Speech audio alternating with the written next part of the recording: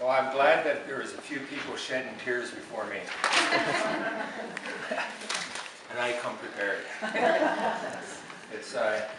I'm a firm believer in that tears are part of healing. And so I choose to heal. I've been in situations where I haven't dealt with my emotions, and it took me down some pretty dark paths. So I choose to heal. And what's really interesting is that standing here today, and I want to say thank you. Thank you, everybody that's worked on this book.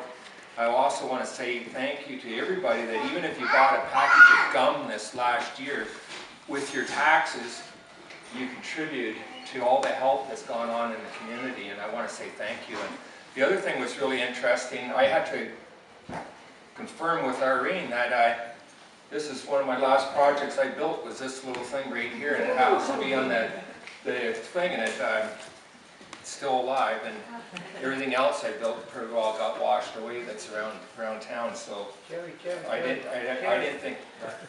So anyway, when I was allowed to return to our area,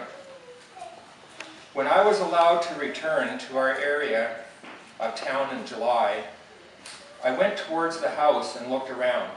There was a motorcycle tipped over on my yard that had been washed down the road.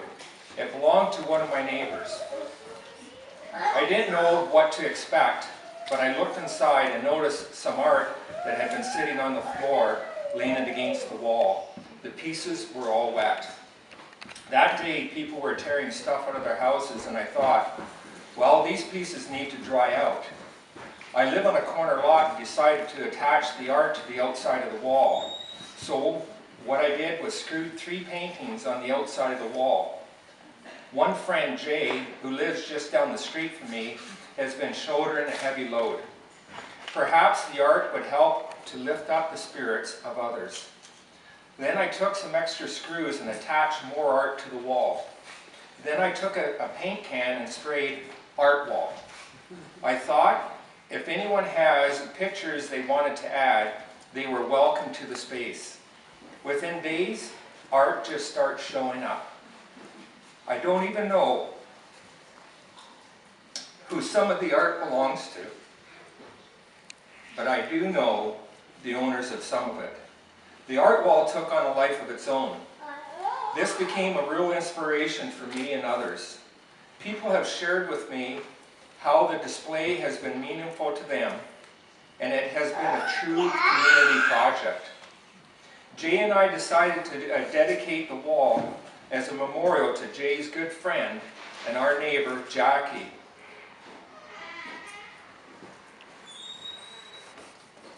who lost her life in the flood. The art that is there is amazing. A flag on the front of the house is from Clarence, whose brother Dominic also drowned in the flood just down the street from my place. They were originally from Newfoundland, and Clarence brought in a Newfoundland provincial flag. The flag has written on it, in remembrance of our brother. So that flag is mounted on the front of the house in memory of Dominic. The wall has not been a distraction. It has been a healing process. The art wall itself, I guess, became a sort of a focal point.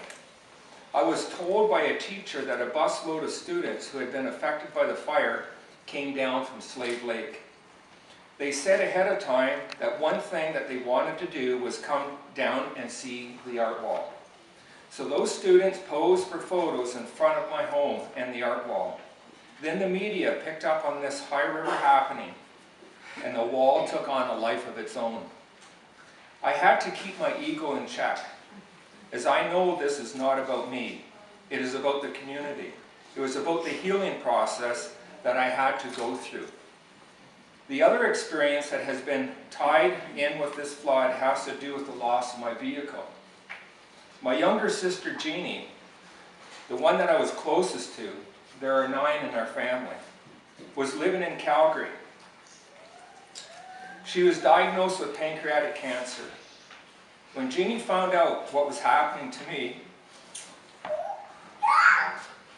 She told other family members, we need to start a fundraiser for Jerry. And she got the ball rolling.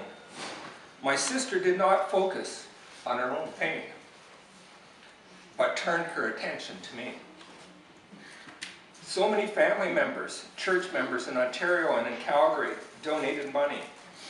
Even a gentleman whom I did some construction work for in the past got in touch with me and wanted to meet me in High River. When we met, he had an envelope, and he told me that the one envelope was from him and his wife, and the other envelope was from his parents. All I did was build a deck and then a fence for his parents.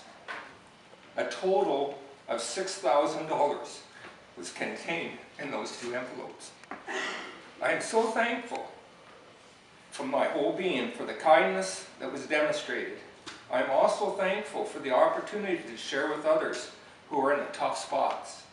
The dollars have not stopped coming in. Oh, this is a tough part. You ever wonder how things happen on certain days, how things just line up? Well, I was telling you about my sister Jeanie. My sister passed away on November the 27th. It has been a life-altering experience, helping to support her while she was supporting me dealing with the flood.